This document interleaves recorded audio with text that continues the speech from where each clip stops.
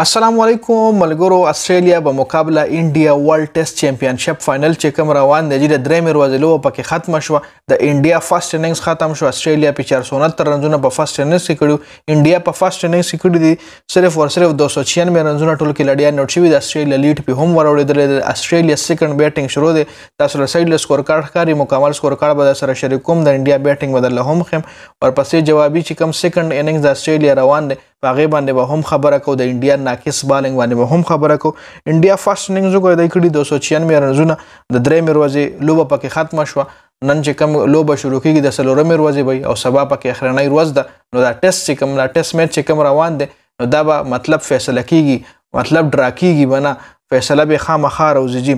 تاسو ګورئ روهیت شرما کړي 15 رنونه، شوبمن ګل 13 رنونه، پوجارا 14 رنونه، کوهلی 14 رنونه کړي او دا پرون دا کلاړیان پرون اوټو چونکه نن چې کوم لوبه پکې شوې د درې ورځې په دوه ورځ باندې دا سلور کلاړیان اوټو او په چې کوم بل درې ورځې لوبه هغه کې جن کې ریحانه کړي 89 رنونه، جدیجا پکې کړي 48 رنونه، سریکار بهارت پکې 15 رنونه کړي دي، ټاکور پکې ډېر ښه سکور کړي 51 رنونه کړي دي، او میشیا د 15 رنونه، شامي 14 رنونه او سراج پکې 0 رنونه کړي دي. د استرالیا د طرف نه ټول نه خبرنګ سکیومنز کړي چې 3 وکټې شتري، سټارک 2 وکټې شتري دي، بولند 2 وکټې شتلې دي، گرین 2 وکټې شتلې دي او لاین 1 وکټې شتلې ده. جی ټونا ایکسپنسو هر زیات سکور چې پکې ورکړی دی هغه پکې کیومنز ورکړی چې هغه 20 اوورو کې 83 رنونه ورکړي دي.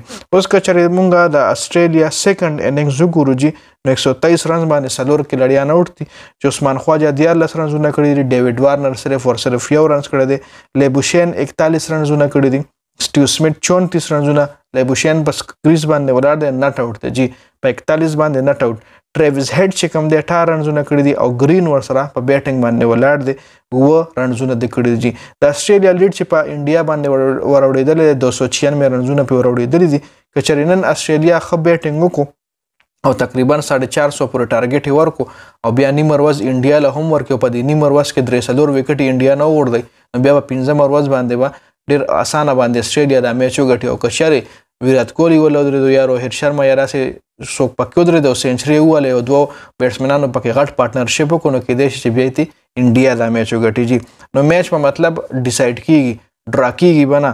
اوس د کوم د انډیا بالنګ د په سیکنډ اننګز کې دی کې محمد سراج 1 وکټه ایشتلې ده او میشیا د 1 وکټه ایشتلې ده او 2 وکټې پکې جدیجا ایشتلې دي سپینر بالر.